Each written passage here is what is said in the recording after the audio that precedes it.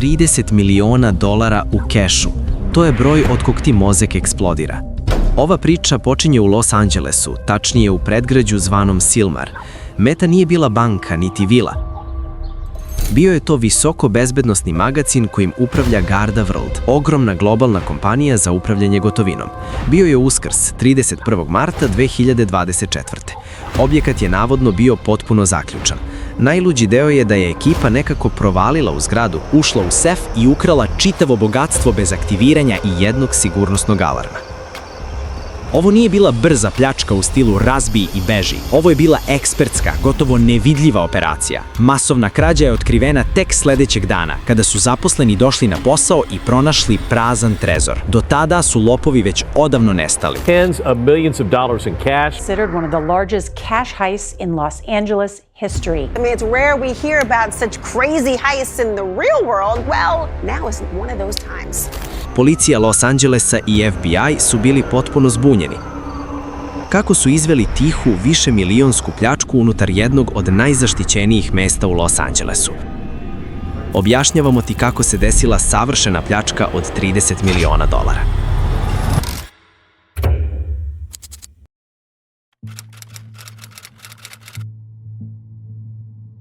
Zaboravi ono što si gledao u filmovima. Meta nije bila neka drevna podzemna tvrđava.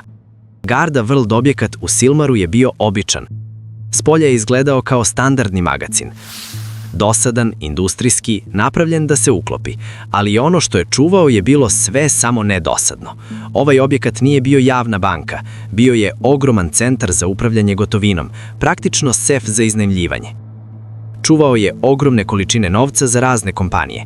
Posebno za biznise koji rade sa kešom, poput legalizovane industrije kanabisa, koja često ne može da koristi obične banke. Zato je tih $30 miliona bilo tamo. Bio je to svež novac u opticaju, poslovni novac. Veliki deo je verovatno nemoguće pratiti.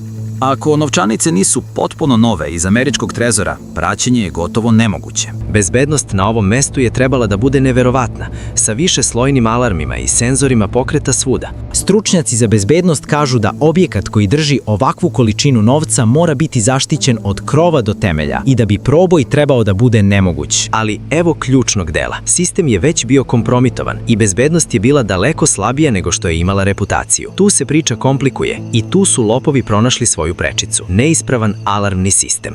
Policijski zapisi pokazuju da su tokom protekle godine policajci dolazili na ovu lokaciju Garda Worlda više od 10 puta zbog lažnih alarma. To je bila redovna pojava. Zapravo, alarm se oglasio kasno 30. marta, noć pre pljačke. Proveren je kao i svi prethodni i odbačen kao još jedna lažna uzbuna. Lopovi su tačno znali šta rade, pretvarajući ravnodušnost čuvara u svoje najveće oružje. Svaki ignorisani alarm ih je doveo korak bliže trenutku koji niko nije video da dolazi. Akcija je planirana za nedelju, 31. marta 2024. Kalendar je pokazivao dugi uskršnji vikend. Savršeno vreme da objekat poput Guard Worlda bude zaključan i sa manjim brojem osoblja. Oko 11:30 uveče oglasio se alarm u objektu, ali zbog jednogodišnjeg obrasca lažnih alarma odmah je odbačen. Nije bilo ozbiljne reakcije. Tim obezbeđenja koji je reagovao je pretpostavio da je u pitanju još jedan kvar. Poslednja provera da li njihov plan funkcioniše. Sistem se oglasio, a niko nije ozbiljno obratio pažnju. Zeleno svetlo je bilo upaljeno. Sada su znali da imaju ogroman prozor tišine. Dok su složeni alarmni sistemi objekta bili ignorisani, operacija je zvanično počela. Satima je zvuk mašina parao noćnu tišinu. Tim je koristio tešku opremu, ne samo obične pajsere. Nisu se borili sa trezorom, već su hirurški rastavljali pristupne tačke. Uvereni da je elektronska bezbednost zaslepljena, imali su celu noć. Radili su veliki građevinski posao tik pored uspavanog naselja. Ekipa je sada delovala u svom tihom prozoru između kasne subote i ranog nedeljnog jutra. Najverovatniji način ulaska bio je kroz rupu na krovu zgrade. Neki izveštaji čak pominju i kopanje tunela kroz konstrukciju objekta. Tu je operacija prešla u pravi špijonski film. Zgrada je imala utvrđen perimetar koji je trebalo da bude nemoguće probiti. Lopovi su to zaobišli korišćenjem neke vrste opreme za ometanje signala. Vlasnik obližnje prodavnice je prijavio da mu bežični internet nije radio veći deo tog dana. Lopovi su gasili nadzorne sisteme i ometali svaki bežični signal koji bi mogao da ih oda. Radili su u mraku i postarali se da i kamere budu u mraku. Došlo je vreme za glavni deo. Trezor. 30 miliona dolara je bilo zaključeno iza sefa koji je bio napravljen da izdrži sve. Ali lopovi nisu razneli ulaz, pristupili su samom trezoru, a istražni organi su kasnije bili šokirani. Nije bilo očiglednih tragova nasilnog ulaska na glavnim vratima.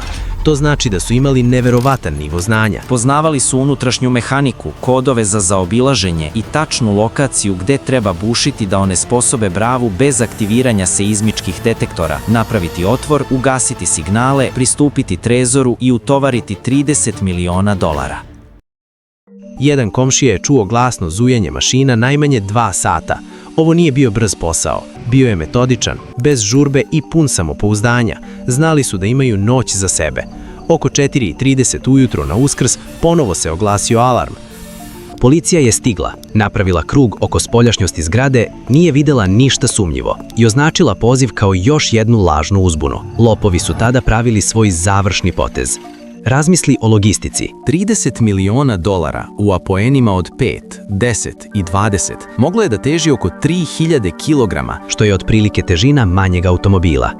Pomerenje takve mase zahteva više ljudi, tešku opremu i ozbiljno vozilo za bekstvo. Ali imali su plan i za težinu i za bekstvo. Kako je sunce počelo da izlazi na Uskrs, ekipa se jednostavno stopila sa mirnim predgrađima Los Angelesa. Nestali su sa najvećim plenom u kešu u istoriji grada, ostavljajući za sebe misteriju koja neće biti otkrivena sve do podneva sledećeg dana. Njihova ruta bekstva je bila jednako pažljivo isplanirana kao i sama pljačka. Lavirint sporednih ulica je vodio ka putu I-5, a zatim dalje kroz industrijske periferije, gde niko ne bi pomislio da ih traži. Dok se grad budio, njihov trag se već izgubio u jutarnjem nedeljnom jutru.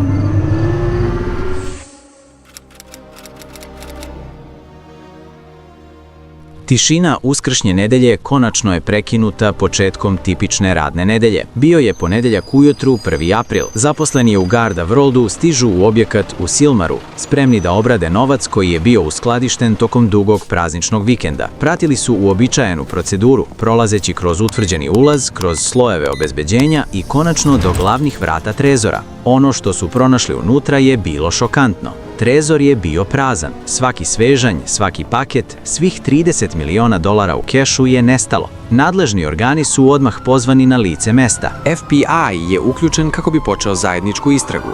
Ovo nije bila obična provala. Ovo je bila misterija na nacionalnom nivou. Prvi fokus je bio na samoj zgradi. Policija je brzo otkrila fizičke dokaze proboja. Početni snimci iz vazduha su pokazali veliku rupu isječenu u strani magacina, koja je već bila prekrivena šper pločom. Radili su tik pred nosom policije, koja je samo nekoliko sati ranije proverila objekat i odbacila alarm. Bez otisaka prstiju i bez jasnih nadzornih snimaka, policija Los Angelesa i Federalni biro shvatili su da nemaju posla sa običnim kriminalcima. Ova uskršnja pljačka od 30 miliona dolara zvanično je postala najveća krađa gotovine u istoriji Los Angelesa, nadmašivši čuvenu pljačku Dunbar Armorda, kada su insajderi ukrali skoro 19 miliona dolara. Ovakav nivo preciznosti moguće samo s informacijama iznutra. Neko je imao šifre za bezbednosni sistem Garda Worlda. Stručnjaci za pljački smatraju da su pljačkaši morali provesti najmanje 6 meseci u planiranju i da je sigurno postojao neko iznutra.